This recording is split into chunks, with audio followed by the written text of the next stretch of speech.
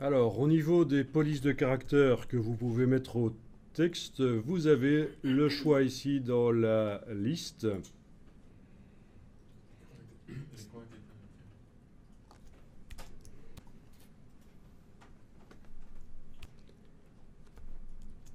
Donc, c'est ce qu'on appelle ici les polices WebSafe, des polices communes au Mac PC.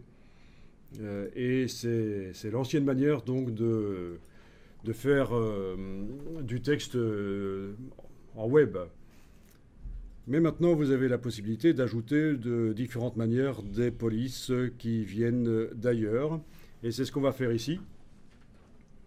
Vous allez dans la bibliothèque, dans la partie police, et vous allez cliquer sur le petit signe plus ajouter une police web. Ici, vous avez les Edge Web Fonts. Donc, c'est la version gratuite de Typekit.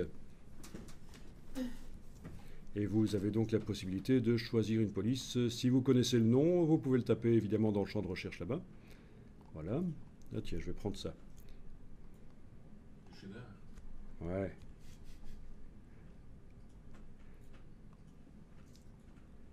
Ok. À partir de là, donc, la police est ajoutée dans la bibliothèque et j'y ai accès par le menu de la partie texte ici. Et quand le bloc texte évidemment est activé.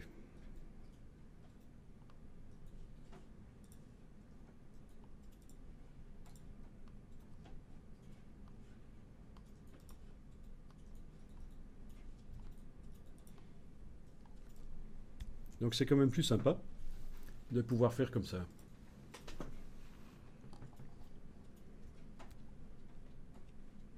Donc on a été chercher dans la bibliothèque Typekit, dans la partie gratuite qui s'appelle Edge Web Fonts.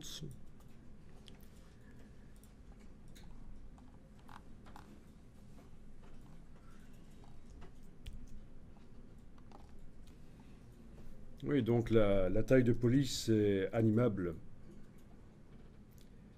Même l'inclinaison des polices est animable. Et ça, c'est quelque chose qui est utilisé quand on fait l'animation. On fait venir le texte en dehors de l'écran avec un effet de police qui s'incline pour montrer la vitesse. Voilà. Chaque fois que vous avez un losange, ça veut dire que ça peut être animé. Donc pour répondre à ta question, de savoir si la police pourrait être animée aussi.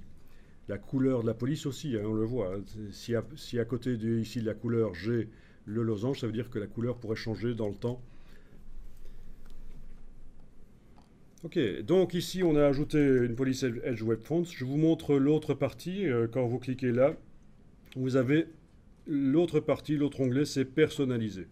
Là, c'est quand on veut ajouter une police Google. Il faudra aller sur le site Google Fonts, choisir la police et ça va vous générer un code que vous allez pouvoir taper ici dans intégrer le code. Et il faudra définir des polices de secours au cas où les personnes visualiseraient ça hors ligne.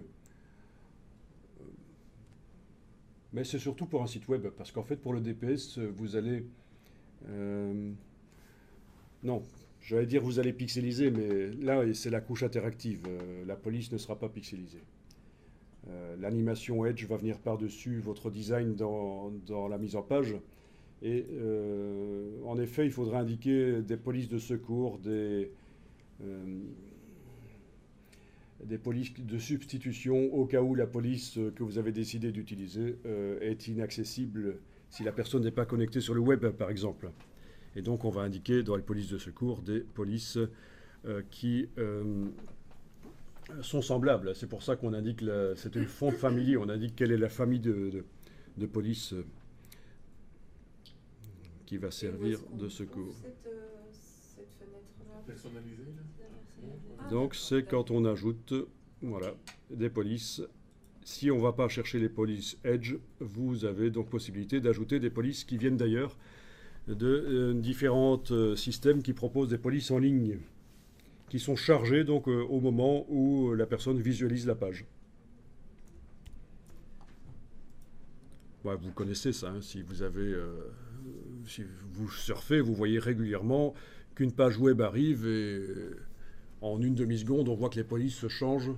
Euh, c'est le remplacement des polices basiques, les web-safe, par les polices plus récentes en ligne. Dans un premier temps, je vous conseillerais de plutôt vous limiter au Edge Web Fonts. C'est déjà pas mal, oui.